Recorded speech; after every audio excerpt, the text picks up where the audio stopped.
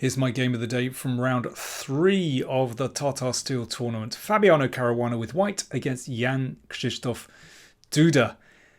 This was so complicated, so exciting. I think you're going to enjoy this. Don't forget to like, comment, share and subscribe. And do consider supporting us on Patreon or PayPal. Right, on with the action. Caruana with white, e4.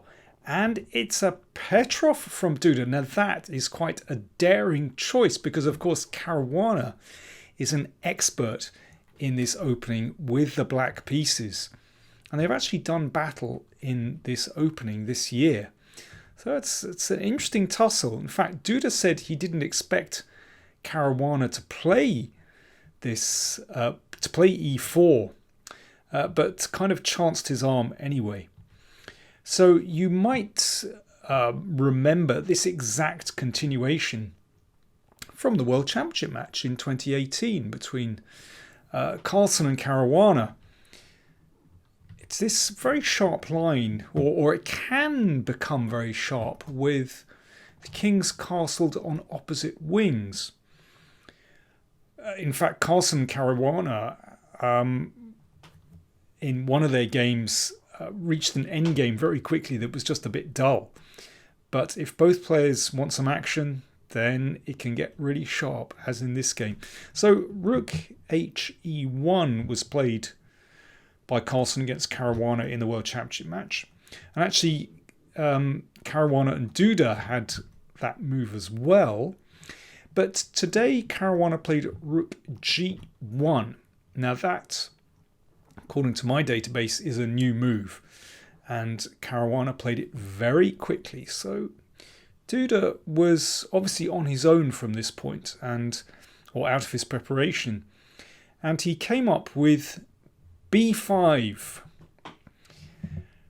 just prepared to sacrifice a pawn in order to open up lines. But no, Caruana carries on with his plan, just ignoring black very rudely, and wants to play on the king's side. And, well, likewise, this pawn is offered, can be taken by either piece, but that would open up the g file. So bishop b7, bringing the bishop to a nice diagonal and attacking the knight,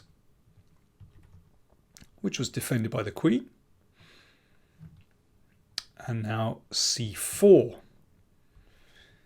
putting the bishop to a slightly awkward square. And now actually Caruana has to be careful of that move g6, which could just trap the bishop. Rook e8. Sensible move, putting the rook opposite the queen. And perhaps preparing just to duck the bishop back to f8. Knight d4. Well, that square has been made available for white, so why not stick the knight in it? It looks like a beautiful square. But now things start to get unbelievably sharp. So Caruana spent over 12 minutes over that move, and Duda spent some time over that move. So it's getting pretty tricky. That looks like a nice piece. And here, now this is quite extraordinary, because Fabiano Caruana spent 43.5 minutes over his next move. I mean, they always say that long think, wrong think, or long variation, wrong variation. That if you calculate for so long, in the end you just end up getting really confused. And it's better just to cut things off and play by instinct. But, well, Fabiano, he doesn't give up material on a whim. He's not that kind of player. So 43 minutes over knight e6, and here is where things just start to explode. So first of all, let's just deal with what happens on pawn takes knight. Bishop takes, and bishop takes knight. Well, that's obviously good for white. White has just won a pawn.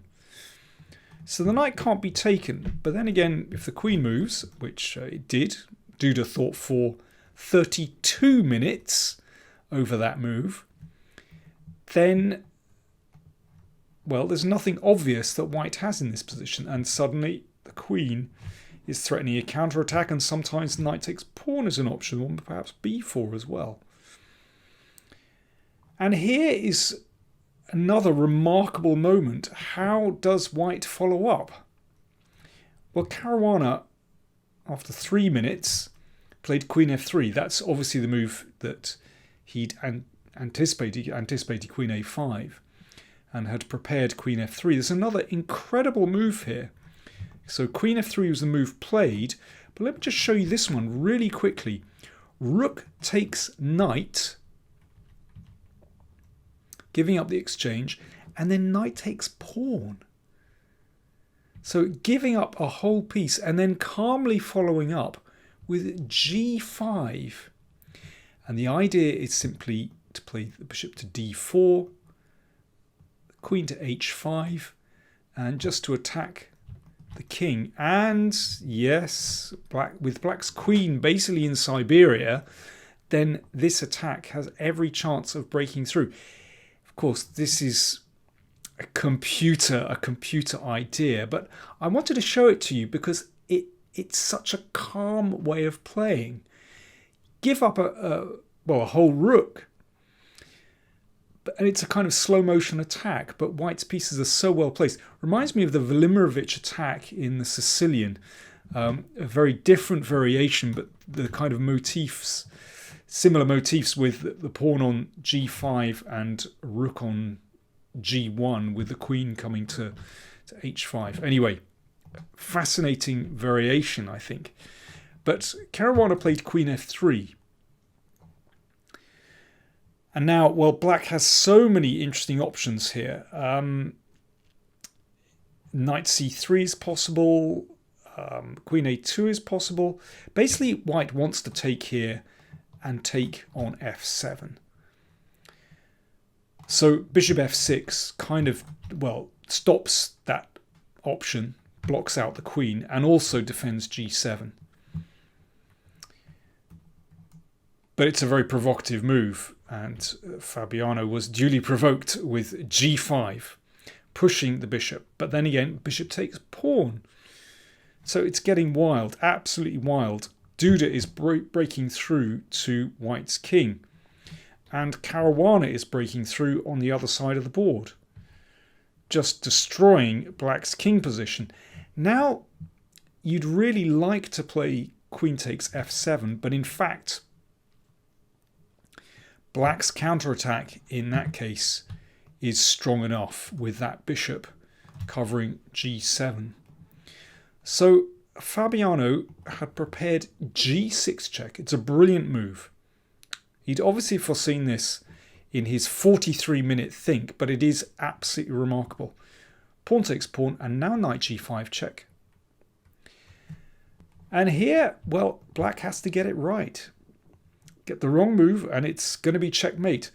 Duda played king h8, which kind of looks counterintuitive. Basically, one of these moves loses immediately, and one keeps the game going. King g8 is a blunder. This didn't happen. Let me just show you this very quickly. Check. Queen g6. And now a few delicate steps with the king. Basically, white's king is escaping here. Mate threatened. I just got to show you the end of this. I know it's a long line, but just bear with me. And I'm sure that Fabiano had calculated this. White's playing check, forced to checkmate. How do you do it? Knight e6. Great move. Beautiful move. And now another delicate check. And rook takes. The king does not escape to the queen side, but instead meets its end on this side of the board. Forced. Incredible stuff. So after knight g5, king g8 is losing, but king h8 keeps the game going. And now this is actually only a draw. Black will survive after this one. But Fabiano had obviously prepared this and played bishop d4. It's a brilliant move. Basically, in knocking out this bishop, then he can return to the attack on the king. I should mention that bishop takes doesn't actually work. The king is safe, and obviously with that bishop there, plus the knight and the queen, it's going to be mate. So bishop takes bishop, rook takes. And now black needs to bring the knight back to defend. If rook e1, just bear with me. In fact, white is going to win this one. The queen hasn't got a good square to go to. If it comes back to e5, then knight f7. If it comes back to e7, then that blocks the king's escape. There'll be a check, and it's going to be mate on h8. You can test that for yourself. So rook takes d4. The knight was brought back to defend. So that covers the h7 square. Also, well, covers the f file, of course, as well. So white is a piece down. For the moment, there's no checkmate, so queen takes bishop. So basically, black has survived attack wave 1. But the pieces look incredibly strong. Here, queen takes a2 would actually lose to this. And actually a beautiful move here. Knight e6, threatening queen g7 mate. And of course, if rook takes, then this is a beautiful idea. Check. If pawn takes, then the queen comes in from the cold. Queen takes g7, and here, this is winning for white with mate threats here. I mean, there are so many complicated variations. I mean, I'm just giving a very superficial glance at some of these variations, even though I've probably managed to confuse lots of you already. Anyway, rook b8, queen f7. The queen comes back to the king side. Rook e1 check. In this case, rook d1 keeps black's queen shut out. Rook takes g1, rook takes g1. And now here, if queen takes a2, incredibly, black has enough time to play rook g3, threatening a mate here, and basically black hasn't got a defense to that. So rook e8 played. Now, watch out. That is a very, very serious threat. So knight e6 played, threatening mate. That has to be taken. Queen takes a2. So black is the exchange down, but has kind of survived. That knight is holding the king side for the time being. Now, how do you make progress?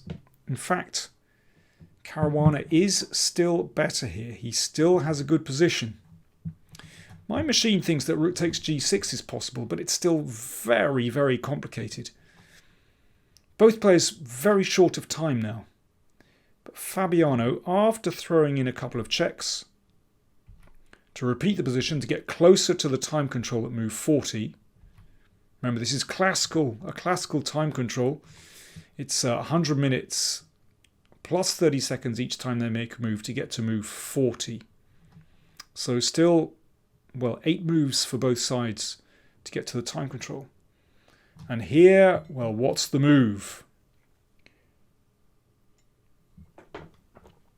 Have you found it? Queen a3. Forcing an exchange of queens.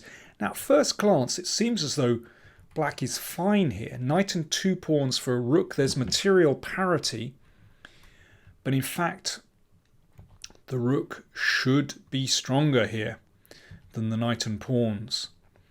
Here, a4, breaking up the pawns, is already a good idea. But there's still time for white. Still good for white.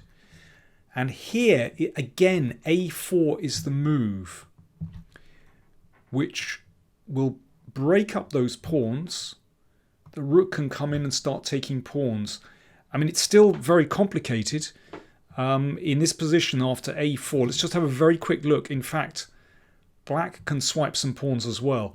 Basically, many variations end up with white liquidating all these pawns on the queen side. Here's one way that could happen, like this.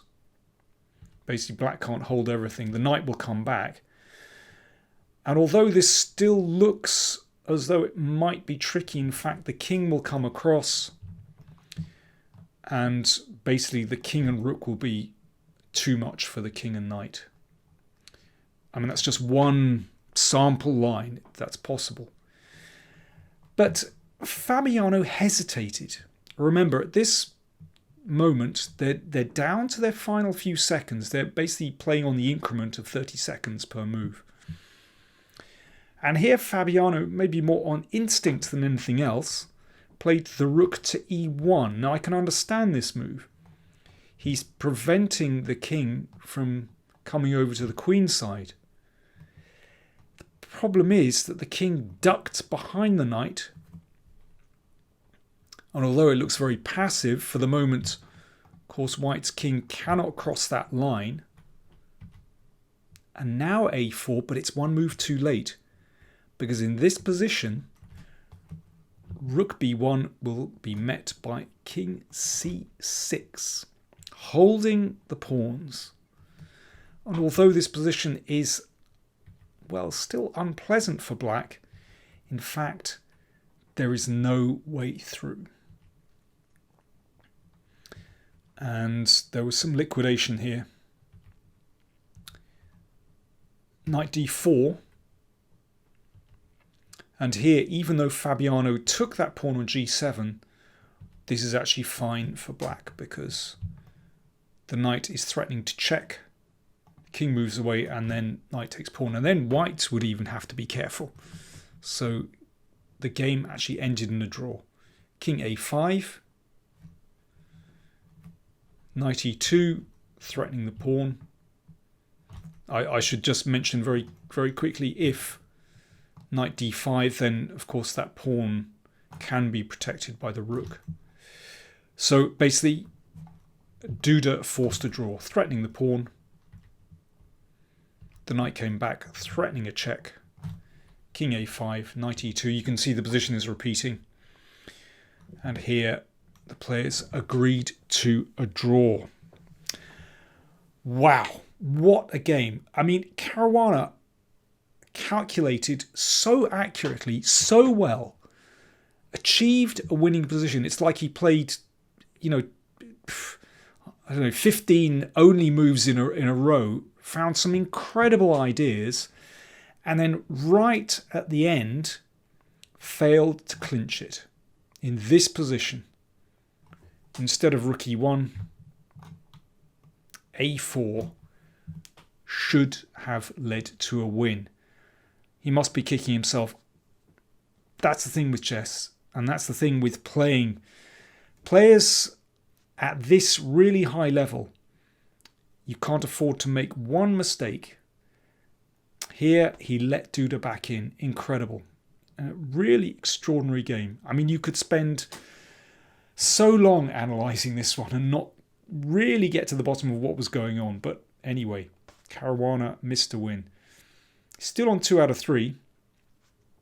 And at the moment, that's actually leading the tournament with a few other players. Grandelius lost today, so he's on 2. And, well, when I left things, it looked like Alireza Firuzja was going to win his first game. So, anyway, it's all bunching up. Oh, Carlsen drew as well, of course. So he's on 2 out of 3. More to come. It's going to be really, well, it already is an amazing tournament.